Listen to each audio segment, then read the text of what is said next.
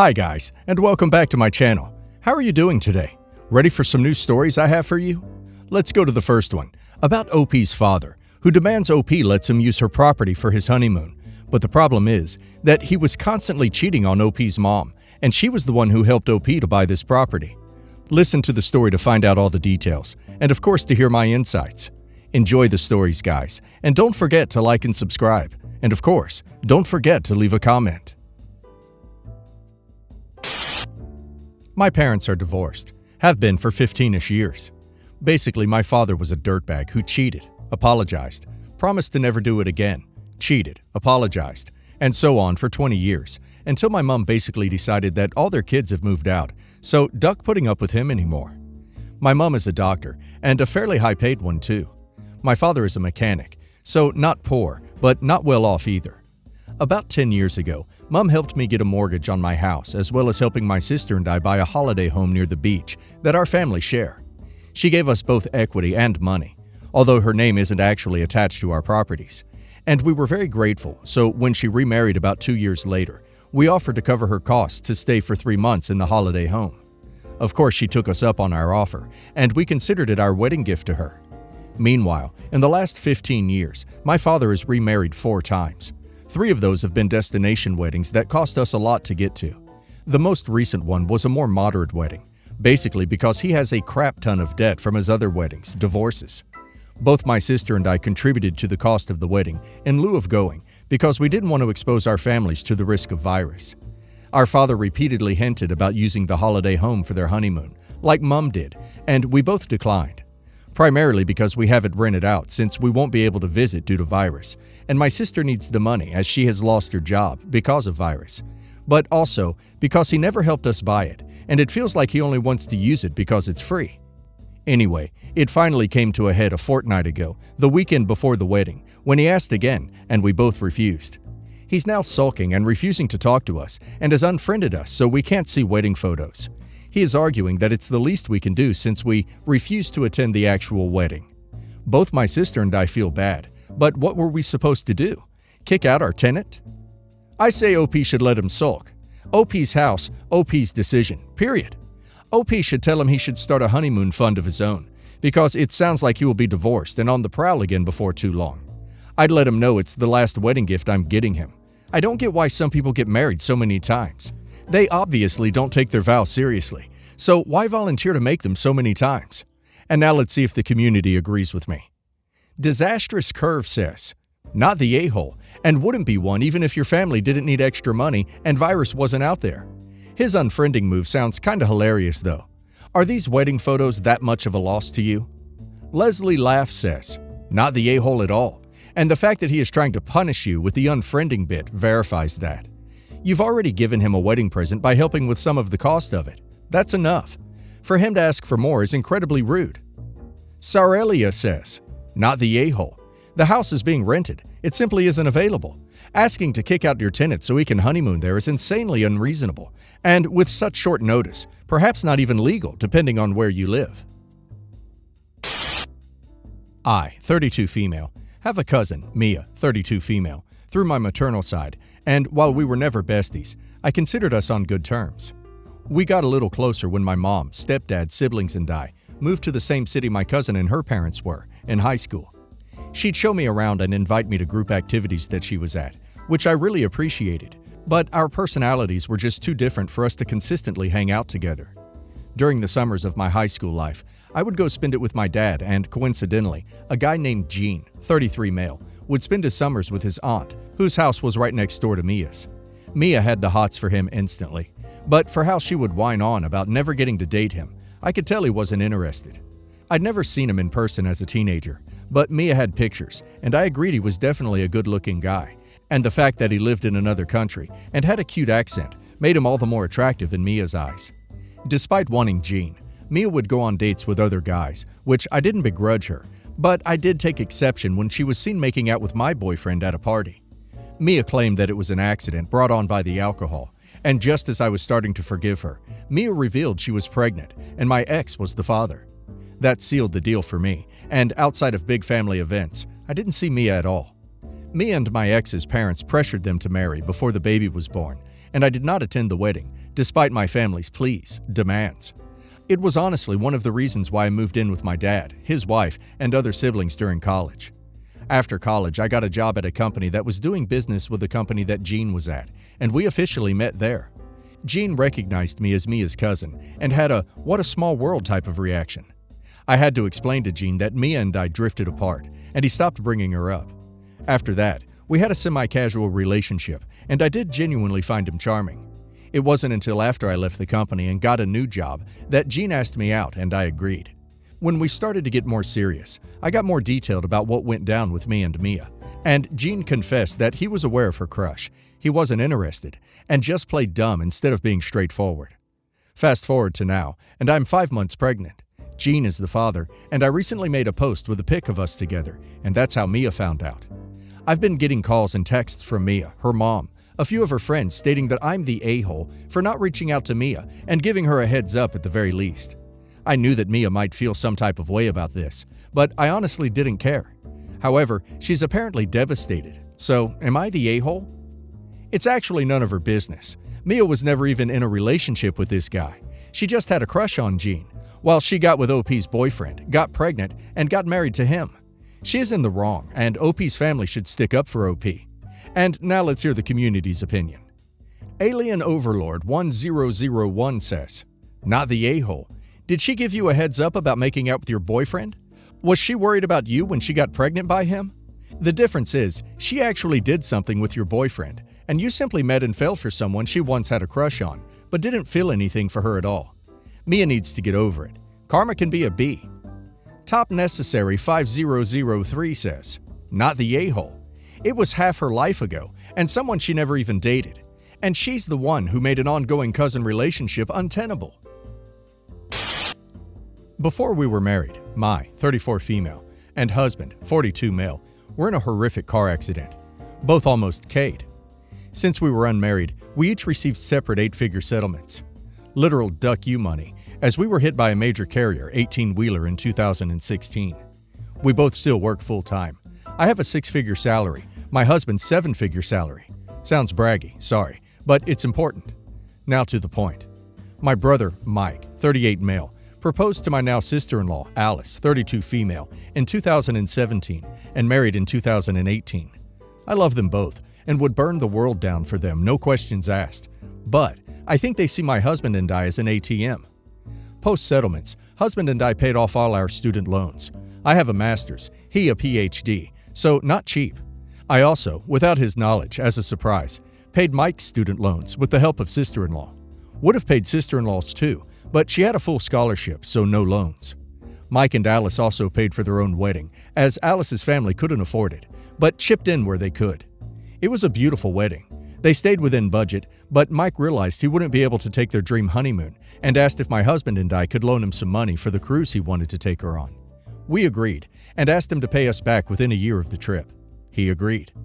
To this day, we haven't seen a dime, but aren't mad over it. Alice and Mike hit a rough patch with some health issues, then virus, and now here we are. My sister-in-law can be a lot. She also likes to tell me how to parent my kids. 5 male, 3 male, and 1 male. She and Mike don't have any, and don't plan to. Fine, their choice. My oldest had his birthday party over the weekend, and in true 5-year-old fashion, asked for a trucks theme. We decked the house out. Day was going well, until Alice made a comment about my 3-year-old having a meltdown over not getting any presents. I told her he's little, and expressing emotions how he knows. Not a super big deal for me, as he's pretty easily redirected. She commented how I'm enabling him to become a Karen later in life, and how she wouldn't tolerate it if she had kids. I quipped it was a good thing they weren't planning on having any, and went back to my little guy. She said something to the effect of poor parenting, and in a snap judgment, I told her I paid for her honeymoon, and she and Mike owed me $7,000, and once I got that money back, I would take her input into consideration. She grabbed Mike and stormed out of the party. That night, my brother, sister-in-law, and her sister blew up my phone, calling me an a-hole for telling her. My brother is pissed because it was supposed to be between us. Something I don't recall us talking about. I thought she knew the whole time. Am I the a-hole? I don't think OP is in the wrong here, even though OP did go nuclear. Sister-in-law shouldn't have piled on the 3-year-old who didn't get a toy when she got the $7K she wasn't actually entitled to, and not planning on paying it back. I guess that is the equivalency. Publicly and repeatedly telling someone how to parent their kids when you owe them money with no attempt at repayment isn't smart. She was judging OP, so OP snapped back. And now let's hear the community's opinion. Space Jesus is Here says, "The you're the a-hole blow me away here. Are people really missing the context? Sister-in-law is accusing OP of being a bad mom who is raising spoiled brats who want unearned gifts. OP is telling sister-in-law that she should hold off with that line of criticism until she has paid back her honeymoon, which in its late and unpaid state is currently an unearned gift. Sister-in-law is exactly the spoiled brat she's accusing OP of raising. It's absolutely fair to tell someone to save their criticism of your financial choices and parenting choices until after they've paid back the money they owe you, not the a-hole."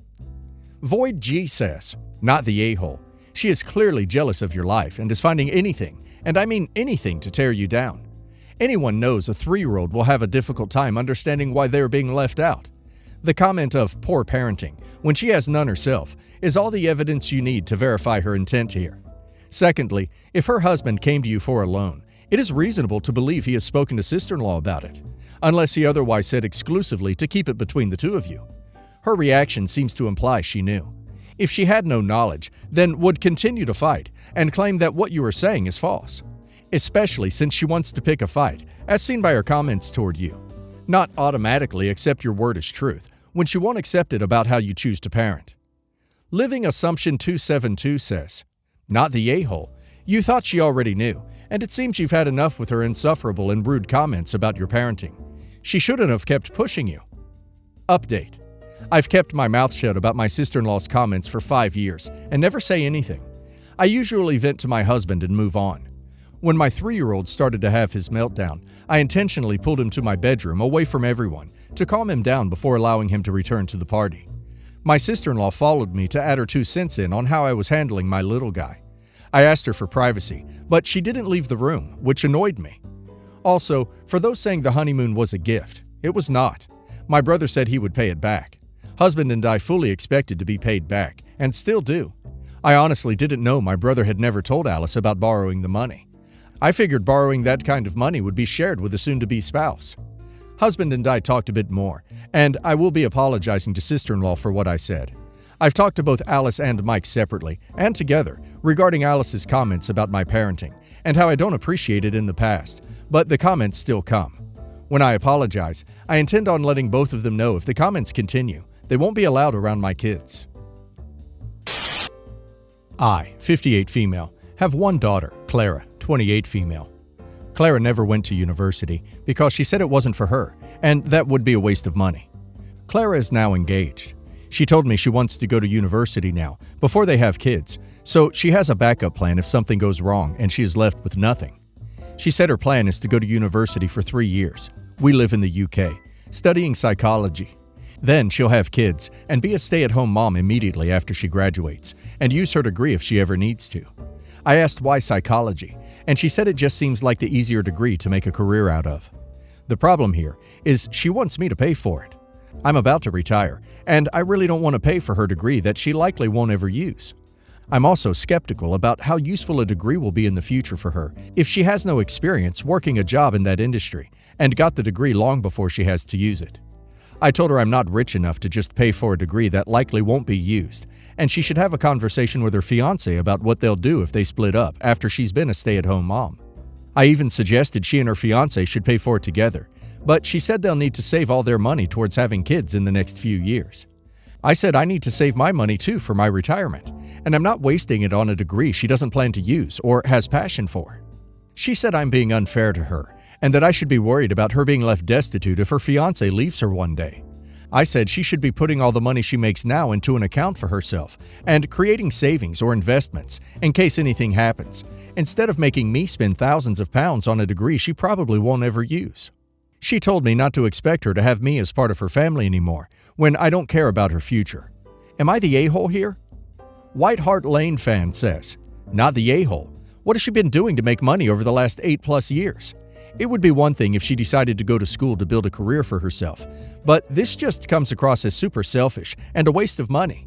I know university is cheaper in the UK versus the US, but I still don't understand her rationale." Holiday Horse 3100 says, She is 28, old enough to have gone to school and graduated, old enough to have a job and save, definitely old enough to be considered an adult. There's absolutely no reason for you to pay for her choices. Your first priority is you. Do not pay. You are not the a-hole. She is. Tarzan Kitty says, not the a-hole. A bachelor's in psychology is completely worthless. The only thing that would be more worthless is a 10-year-old psych degree with no experience or continuing education. My grandfather died 5 years ago. After his funeral, my grandmother, who was his second wife, gave me his watch.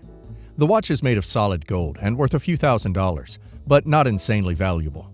At the time, none of my other relatives asked about it. My grandmother died last week. My mom was her only daughter and has 5 half-siblings, who are my grandfather's children by his first wife. My mom and her half-siblings generally have good relationships, even though some of my half-aunts and uncles weren't terribly fond of my grandmother. This is especially true of my oldest half-uncle, who considers himself the leader of the family, despite being an almost 70-year-old ne'er-do-well.